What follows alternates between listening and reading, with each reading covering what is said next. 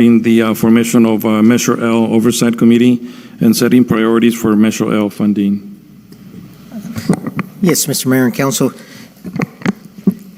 So there's been, well, first of all, congratulations on the measure passing here in Livingston. So there's a lot of, templates out there.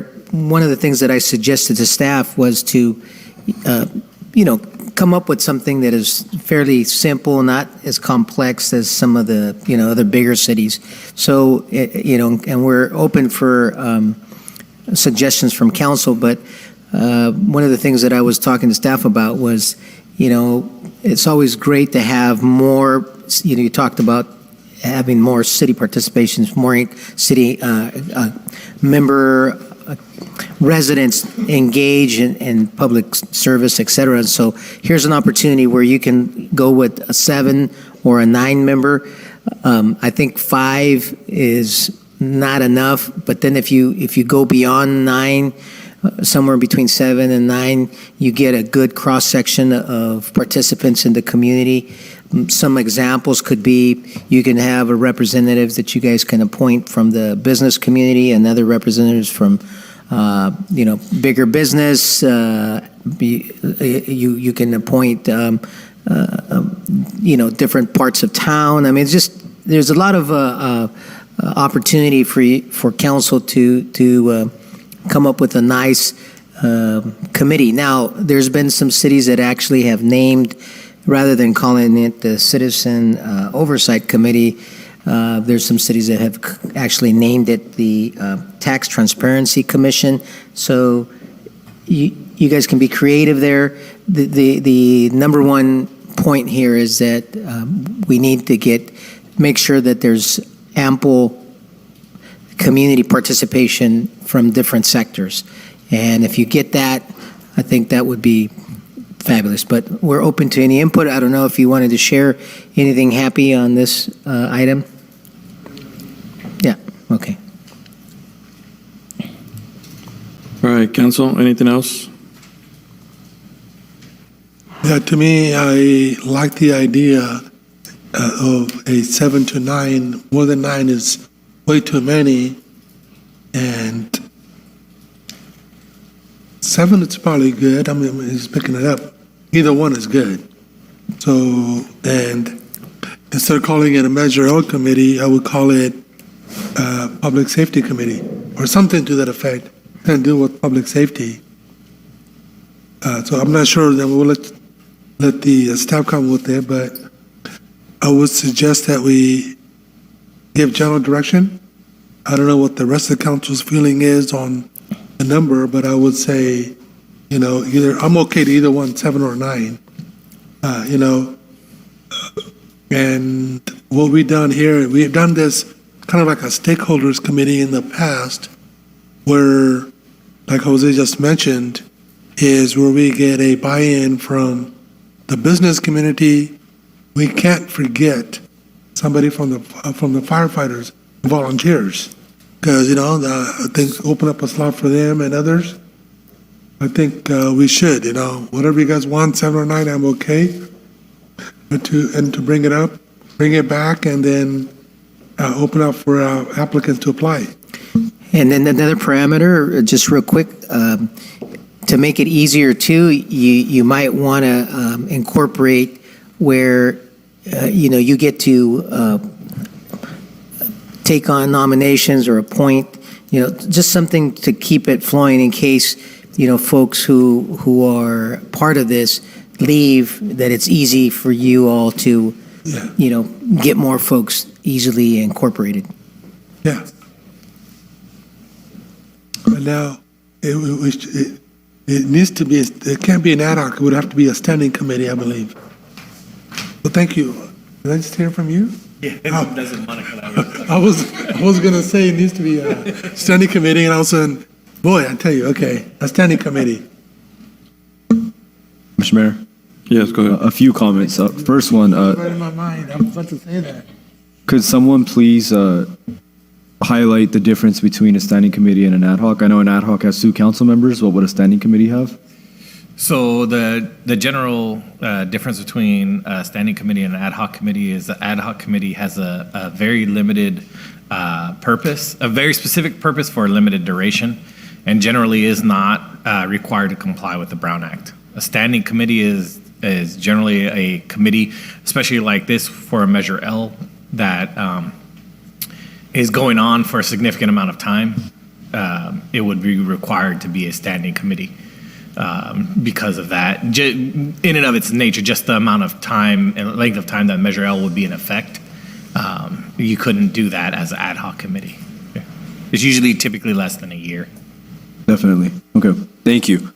So I have a couple comments based off of what's been said by Mr. Ramirez and Mr. Samara. So first one is Mr. Ramirez mentioned potentially calling this a tax transparency commission. I know you mentioned potentially calling it a public safety commission. Both of those are kind of implying that the scope is broader than just Measure L funds and just the Measure L tax. And so I'm open if council wants to expand the scope of the committee to a broader tax or a broader public safety thing. We do have a traffic commission item coming up right after this. That might fall more into public safety than tax, but open to council's opinion on that. And then the other thing I wanted to mention, this is also about setting priorities for Measure L funding, this direction. I know this has been discussed, but I want to make it very clear on the dais, even though the unions may not be very happy about this. Priority to me, and I'm sure for at least for some of the members of the council for this funding, is to make sure that we have a fully funded and operational fire department before anything else. So I wanted to make that clear that that's where I stand on that, and then open to hearing your guys' opinions. Thank you. So legal and then or staff, just to piggyback on the comment in regards to setting priorities for Measure L funding, being a standing committee, those will be recommendations to the council, right? Yes, the standing committee wouldn't have any legislative authority. It would present recommendations to the council, and then the council would either adopt those recommendations or modify them. And then also, when there's a standing committee, what is the leadway that attending council members can partake in those meetings or can? And I think, I already know the answer, but I think it's important for clarification.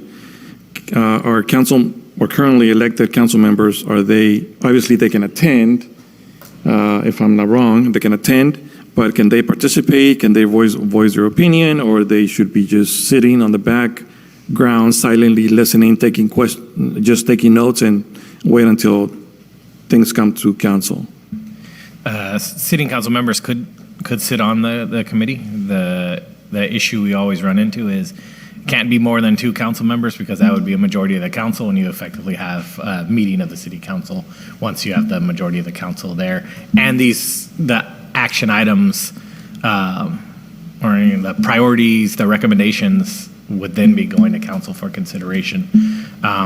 So if council members were going to be a part of this particular committee, I would not recommend it be more than two council members, preferably 1, but no more than 2. Yes, go ahead. Thank you, Mr. Mayor. First of all, I would strongly discourage council members from participating. The idea is this committee will be also looking at the Measure L funds. You don't want public to lose confidence, say there's a political input. You want it to be separate, that when it comes to council, it'll be open, but prior to that, let them do their job. That way, there is no influence from any elected official. Mr. Mayor, may I comment to that point? Yes. I think that's a fair point. Do we want to consider having a council member be a liaison the way we are to Planning Commission and potentially Parks and Recs meeting to that committee, so that we make sure at least one of us is there? The rest of us could attend if we wanted to as well, but then we also don't get in the way. Are we open to that?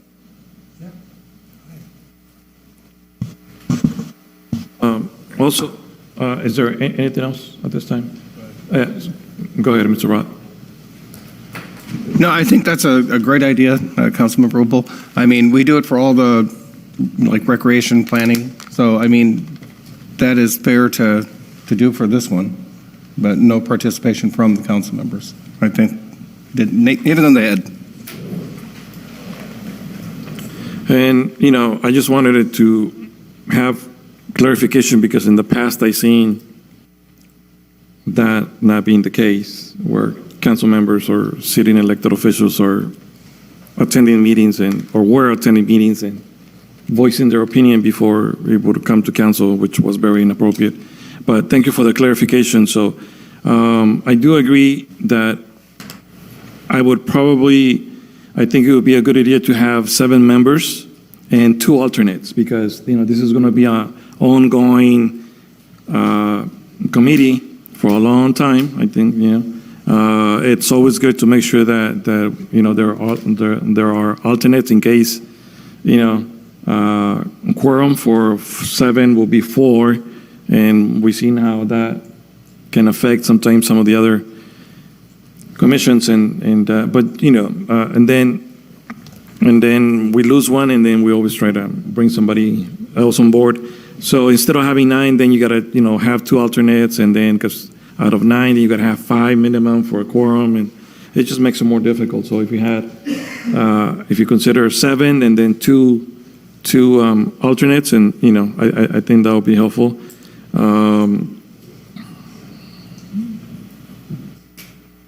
And I think that's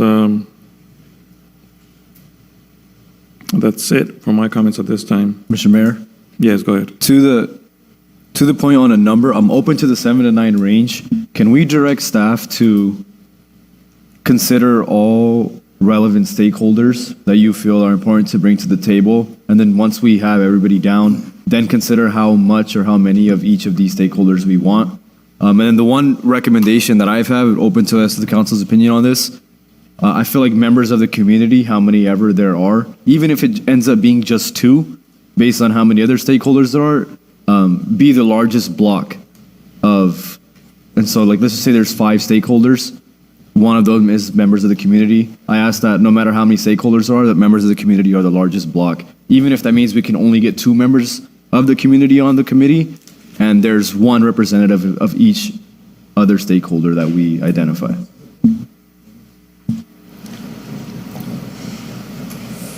So I guess what you're saying and recommending is that on that application, that there was a specific question where they can make reference to, are they applying based on business sector of the community? Are they college students? Are they in education? Are they, you know, just household folks? I think, you know, just to make sure that we have all of that, and then maybe we can provide a list of categories just to kind of help out to figure out which category they want to, or they see themselves in. And so does that mean that this application has to come back to the council for review, or how can we make sure that, right? So staff will. Yeah, staff will come up, based on the conversation this evening, we'll come up with some type of template that will, you know, bring back to council so that the council can look at it one more time. And I really appreciate Councilmember Paul bringing up, you know, making sure that the biggest block of the community, or the biggest block representing the community, because otherwise the public perception will say, well, it's, you know, it's all staff or you know, and elected official influence. And so, you know, the utility stakeholder model has worked very, very, very well for this community. So something similar, but we'll bring back a template and some information for you. And just for clarification for the council, our municipal code does have guidelines for the creation and appointment of committee members. So if council looks at code section or chapter, it's Title II, Boards and Commissions. It'd be Chapter 1 of Title II. It provides the general rules, appointment of committee members, meetings, and things of that nature. All right. Did I go out for public comment yet? No, not yet? No. So I will go out for public, yes? Okay, so I will go out for public comment at this time. Is there anyone on the phone? 9:50. Hearing none, bringing it back to the chamber. Is there any public comment in the chamber? Seeing none, closing the public comment at 9:50. Council, anything else? Well, this is just discussion and direction. There's no motions needed. Is there anything else that you guys want to add at this time? Staff, do we have enough? Okay. All right. So we're good, right? Okay. Next item.